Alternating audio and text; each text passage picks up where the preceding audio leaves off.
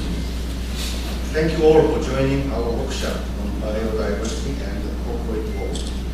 Samsung Global Environment Research Center is very excited and privileged to be a part of the IUCN World Conservation Congress, and I would like to thank the IUCN and the Korean Organizing Committee for this opportunity. In addition to our workshop, we also sponsored the Congress with Samsung Electronics LED Smart TVs and Galaxy Note, which some of you may have already experienced here. Biodiversity has become an important global environmental issue, and we all agree that the corporate sector has an essential role to play in this area. As a global policy developer in environmental issues, Samsung Global Environment Research Center first declared its commitment to green management in 1996, which was based on corporate activities that respect mankind and nature. We recognize biodiversity conservation as an important agenda for environmental sustainability. I hope that our small contribution to this international event offers an opportunity for global experts to share their experiences. And with this opportunity, Samsung will take a step further to emerge as a smart green company. This is our commitment. Finally, I would like to thank Mr. Craig Hansen from World Resources Institute, Mr. Yoshiaki Ichikawa from Japan, and Mr. Mark White from our country for traveling all the way to Korea to share their experience. Mr. Chong Soo Han for sharing Samsung Electronics activities, and Professor Yeo Chang Yoon of Seoul National University for chairing our workshop. Thank you for joining us, and I look forward to interesting outcomes from this workshop. 감사합니다.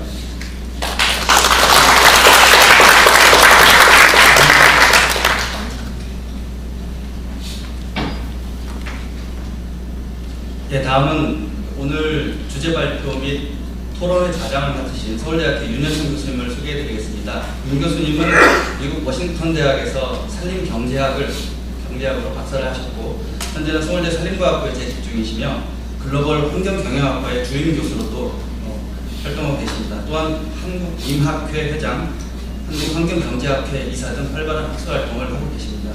여러분, 윤여청 교수님을 반갑게 맞이해 주십시오.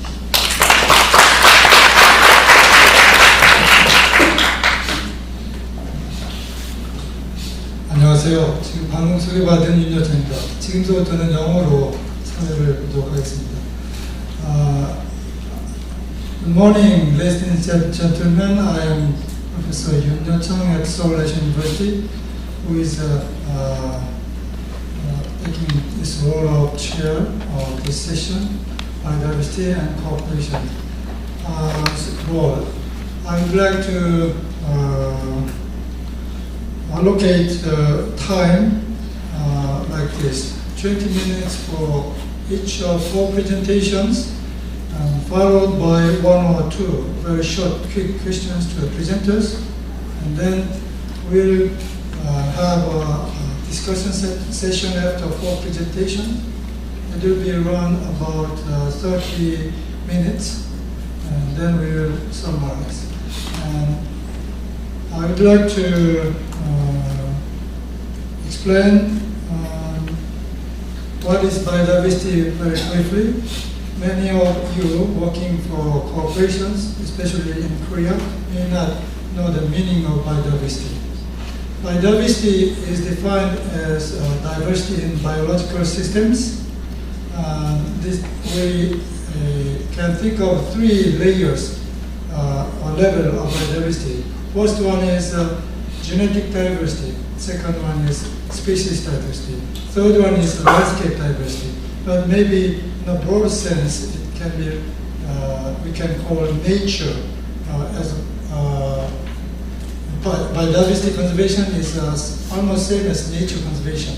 So this topic, biodiversity and cooperation's role, is how the cooperation can play in nature conservation in general sense. That's a concept. And recently, the cooperation's role is very much appreciated by the general public and policymakers. So this session is very relevant for this World Conservation Congress. So with this brief introduction to biodiversity, I would like to invite Mr. Craig Hansen, the Director of Peoples and Ecosystem Program, World Resource Institute. World Resource Institute was established in 1980, 30 years, 82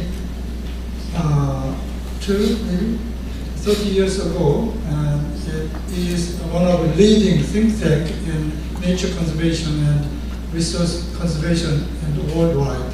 So it is headquartered in Washington, D.C. and has many overarching activities related to nature and natural resources. I would like to invite Mr. Craig Hansen, please.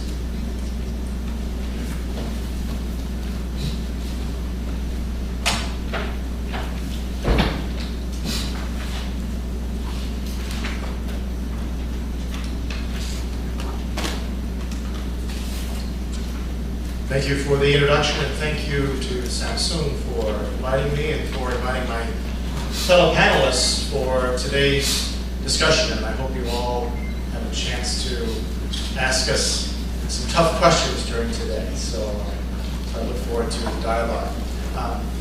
Yes, I'm Craig Hansen. I direct the People and Ecosystems Program at the World Resources Institute, or WRI.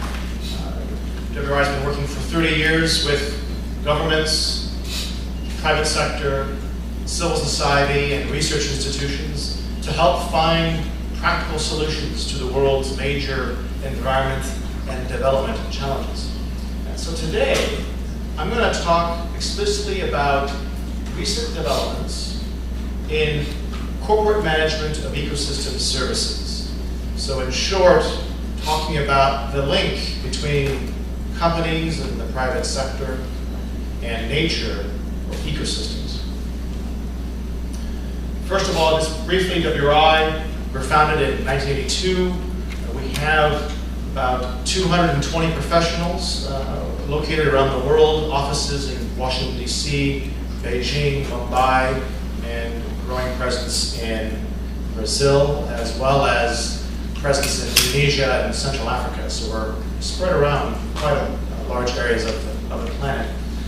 We work on issues of ecosystem conservation, climate change, sustainable cities, and sustainable enterprise. Now, for this morning, I'm going to be basically answering three questions today. First of all, what are ecosystem services? Secondly, why do ecosystem services matter to the private sector? And thirdly, what are some recent developments in the field of business and ecosystem services? So at the end of my talk, if you don't know the answer to those three questions, then I failed in my job today. Now, first things first, I don't think you planned on this today, but I'm going to give you all a quiz or a test, all right? So welcome to your Monday morning. What is this? Any ideas of what you're seeing on the screen? You'd say, well, yeah, that's a pretty picture. It's a forest. That's true. It's a forest. But what else is it? Well, that actually is a place to go hiking. It's a place to go hunting. It's a source of timber. It's also a source of clean water. This forest actually is in the state of New York, the United States. And the lakes around this forest actually provide drinking water for New York City. And the drinking water is clean because the forest cleans the water after it rains. The forest prevents soil and pollutants from getting into the water.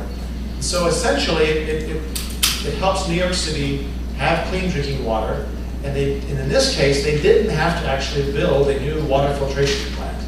They actually put in place policies to protect this forest as a cost-effective means of getting clean drinking water. So second quiz, second test. So what is this? Any thoughts? What you see on the screen? You can say, well, that looks a bit like a marsh, right? Or a wetland. That's true. But what else is it? Well, actually, it's a place to go fishing. There's some great fish you can catch out there. It's also a place that actually helps protect shorelines. Marshes like this is a picture from the state of Louisiana in the United States. Marshes like that actually serve to help take all the energy from storms and hurricanes and helps protect the shorelines from it. It's a natural seawall, basically. So again, another example here of a natural ecosystem actually providing some human benefits. And finally, what is this? Looks a bit like a lake with some trees around it. Well, actually, this is an image from the Panama Canal in the country of Panama. And what happens is that the landscape of the forests actually help prevent soil from filling up the Panama Canal. In fact, there's been a lot of work to actually bring back forests around the Panama Canal to help prevent the silt of the soil from building up in the canal and actually shortening the depth of the canal. So again, another example of nature, ecosystems, forests, wetlands, you name it, actually providing benefits to humans in the form of clean passageways, protection of shorelines from storms, hunting places to go hunting and fishing and recreation, or clean drinking water.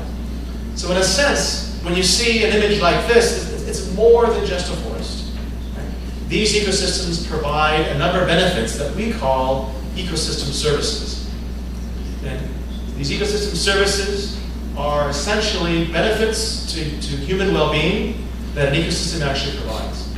Now, one thing to keep in mind is that ecosystem services are very closely linked to biodiversity. Today, we heard in the starting session of this workshop a lot of conversation about biodiversity. And I think the two are very closely linked. Essentially, biodiversity is a variety of living organisms on the planet, as we heard the professor say. Right? But biodiversity underpins ecosystems. Right? Biodiversity underpins ecosystems such as this forest here you see on the screen, right? Because it's the diversity of species that makes this ecosystem rich. Okay? And it is the diversity of ecosystems, the fact that we have different types of forests, wetlands, and grasslands, that enables nature to provide such a wide variety of ecosystem services to people and to businesses. Now, about a decade ago, the United Nations embarked on a global assessment of the status and trends of the world's ecosystems. They call it the Millennium Ecosystem Assessment. My institution, the World Resources Institute, helped think of this idea of doing a global assessment. We helped design it, and we said the United Nations should be the right entity to actually do this assessment. They worked with about 1,200 scientists to do basically a global assessment of the conditions and trends in the world's ecosystems. And what they found was quite interesting. What they found was that the ability of ecosystems to provide the wide variety of ecosystem services has declined more rapidly in the past 50 years than any other time in human history. In fact, they looked at 24 different ecosystem services. You see them on the screen here. 2/3 of them, right, had declined in terms of quantity or quality since World War II. And these are the ones you see highlighted in red. Now, this loss of ecosystem services was being driven by land use change, pollution, excess consumption, changing of species and introduction of non-native species, as well as by climate change. And the scientists actually projected that these trends will actually continue into the 21st century. Now, these trends are important not only for scientists, but also, I would argue, for businesses. In part, this is because many companies impact ecosystem services. Okay?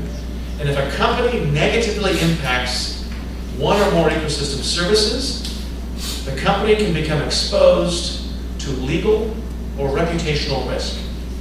There's many examples out there. You are probably familiar with some of them, of energy or mining companies that have faced legal or reputational risk due to their impact on ecosystems and ecosystem services that local communities or others actually depend upon.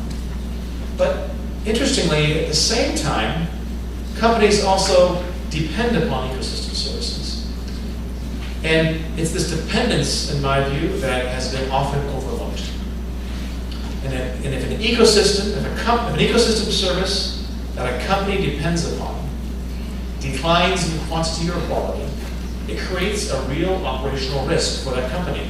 So, for example, consider a business that relies upon steady flows of clean, fresh water for its operations.